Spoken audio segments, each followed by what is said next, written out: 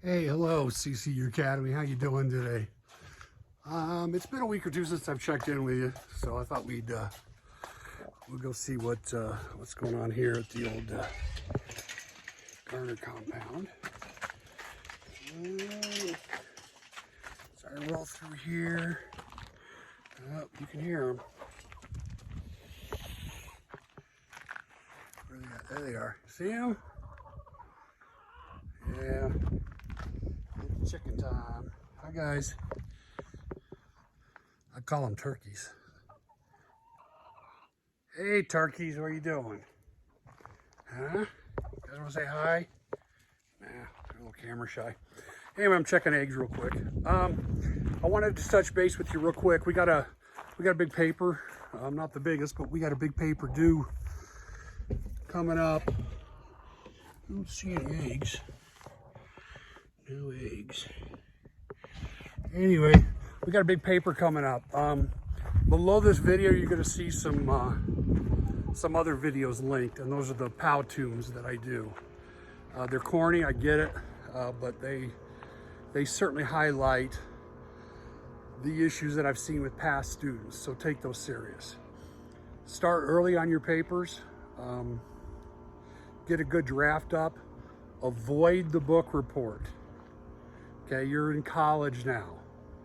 I'm not here to see a Wikipedia page that anybody could have put out there. I'm not here to see you cut and paste. I'm not there to read a paper that's 70, 80% other people's sources. I'm there to read a paper that's anywhere from 7 to, whatever you need, 35, 40%, if that's what you really need. But then what do you do with that? What's your analysis? What does that mean? What does that mean to your faith? What does that mean to your community? When you think about it inside, and I hate to use this word, but it kind of works, what triggers are going off? What does it make you think about? When you hear about certain things that happened in the past, certain things that are happening today, when you look at the Federalists and the Anti-Federalists, what do you think of? Are we still fighting that war today? Does it have a new name?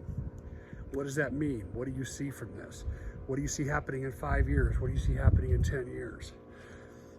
Also, what's the faith angle? What does the Bible say about that? Okay.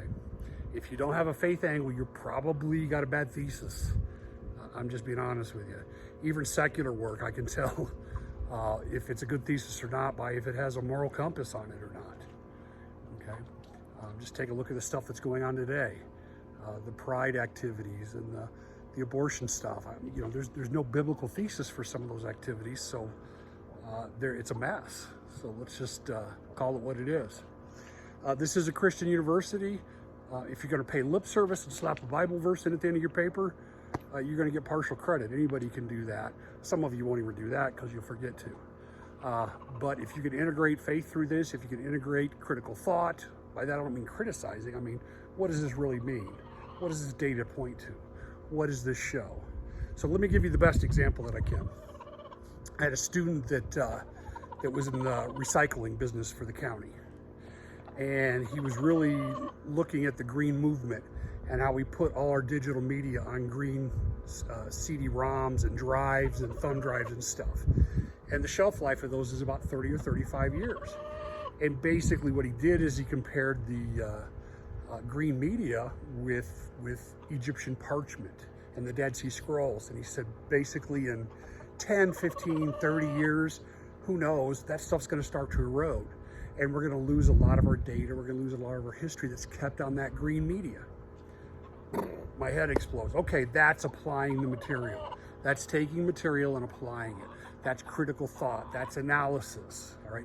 That's introspection. That's all those things we look for. That's what college is all about. College is not about regurgitating somebody else's work. Okay. Within your paper, make sure you use these in-text citations. All right. Even if they're badly done, and I'm not telling you to do it, at least you're not plagiarizing. At least you're crediting your sources, okay? But if I see just tons and tons and blocks of minute detail and detailed research and dates and names and places, I'm like, well, how do you know this happened? Were you with the Founding Fathers? Were you at the Anti-Federalist meeting, or where did you get this data? You had to have gotten it from somewhere. So unless you have this firsthand or you were there, you need to cite where you got this at. Okay, where did you get this from? Now, the magic in your paper is, what do you do with all of that? You know, what do you do with the Federalist Papers? What do you do with the Anti-Federalist Papers? What were these people trying to do? Do we have Anti-Federalists today? You know, I don't know. Is Shapiro one? Is Matt Walsh one? Would you consider them the Anti-Federalists in the culture wars today? Maybe you would consider them the Federalists and somebody else the Anti-Federalists. I don't know. But I'm just trying to throw some ideas at you. Okay. So with that in mind, start earlier, get your stuff in. Again, normally I grade on Monday, so like all the discussions that were done today, and they weren't bad. Some of you really cut some corners and you just didn't get the score because you just didn't put the work in. Some of your peers did. None of them were horrible though. But do the work. Don't cut any corners. If you just slap something in, if you mail your work in, I've looked at literally hundreds, if not 1,000 of these papers. I can pretty much determine what you did, how much effort you put into it, how much thought, how serious you're taking the course within about 20 seconds. It's not that hard to do. So, you know, don't lie to a cop, especially one that's put a lot of people in jail with their own words. I'm going to see right through you. I'm not threatening you. I'm just telling you that's just the way I'm wired. So start early, get that done. Don't cut any corners. You know, don't adjust your margins. I've seen it all. All right, I'll know. Just don't try it. Just don't try it. I just graduated from school, so I know the tricks. All right. With that in mind, I'm going to be gone this weekend. I'm going to the Barrett-Jackson auto auction to see a bunch of cars because I'm a car geek. So I usually grade on Mondays. It's probably going to be Tuesday this week. So I think you'll give me a little bit of grace on that and give me an extra day, especially with the 4th of July coming up. I know some of us at CCU have this as a holiday and some of us don't. I don't remember about the Academy. So we'll take a look at it. We'll take a look at the calendar. Whatever due dates are in Blackboard are the good ones. So with that in mind, tonight, tomorrow night, the next night, if you need to call me. Let's touch base on your paper.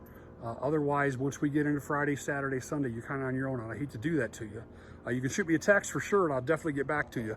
But I'm just not going to have the time to sit there and talk for 45 minutes about your paper. I do up and through Thursday, so start early. I'll be happy to work with you. I'm cheering for you. I'm on your side. So with that in mind, I'm going to sign off. This has gone a lot longer, and I once again rambled more than I intended to. But I do want to touch base. I do want you to know that I'm cheering for you. I'm rooting for you.